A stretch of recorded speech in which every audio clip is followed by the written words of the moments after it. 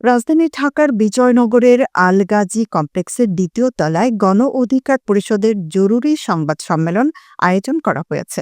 সংবাদ সম্মেলনে বক্তারা বলেন, ছাত্র জনতার জুলাই গণ অভ্যুত্থানে ১.৫ দশকের ফ্যাসিবাদের পতনের মাধ্যমে রাষ্ট্র ও আগামীর নতুন বাংলাদেশ গঠনের প্রত্যাশা তৈরি হলেও দেশি বিদেশি অদৃশ্য ষড়যন্ত্রের কারণে সেটি বাস্তবায়িত হয়নি, বরং একটি নির্দিষ্ট বলয়কেন্দ্রিক সরকার গঠন হয়েছে, যার ফলে গণ অভ্যুত্থানকে কেন্দ্র করে তৈরি হওয়া জাতীয় ঐক্য আজ বিভাজনের শিকার হয়েছে।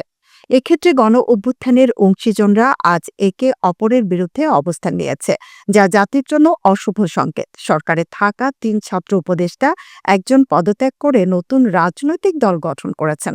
গণ অধিকার পরিষদ তারুণ্যের রাজনীতি অংশগ্রহণকে উৎসাহিত করলেও আন্দোলনের পরিচিত মুখ হিসেবে সরকারের ছাত্র প্রতিনিধিরা এখন রাজনৈতিক দল গঠন করায় সরকারের নিরপেক্ষতা বজায় রাখার প্রশ্ন উঠেছে।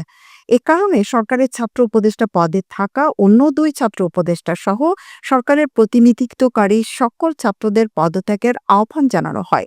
বক্তারা আরও বলেন, গত ৬ মাসে গণহত্যার বিচার এবং গণহত্যাকারীদের বিরুদ্ধে কার্যকর ব্যবস্থা গ্রহণে সরকারের অপ্রত্যাশিত ব্যর্থতার কারণে জনগণের নিরাপত্তা ও দেশের সার্বভৌমত্ব নিয়ে সংকট তৈরি হয়েছে। সরকারের দুর্বলতা ও গণহত্যাকারীদের পুনর্বাসনের ফলে দেশে আইনশৃঙ্খলা পরিস্থিতির অবনতি হয়েছে এবং জাতি একটি নতুন বিপর্যয়ের দিকে ধাবিত হচ্ছে। গণঅভ্যুত্থানকে কেন্দ্র করে গুটি কয়েক ছাত্রনেতা সরকারের নিয়ন্ত্রণ থেকে প্রশাসনের বিভিন্ন জায়গায় অযাচিত হস্তক্ষেপে সরকারি কর্মকর্তা কর্মচারী সহ জনগণের মধ্যে একটা অস্বস্তি তৈরি হয়েছে।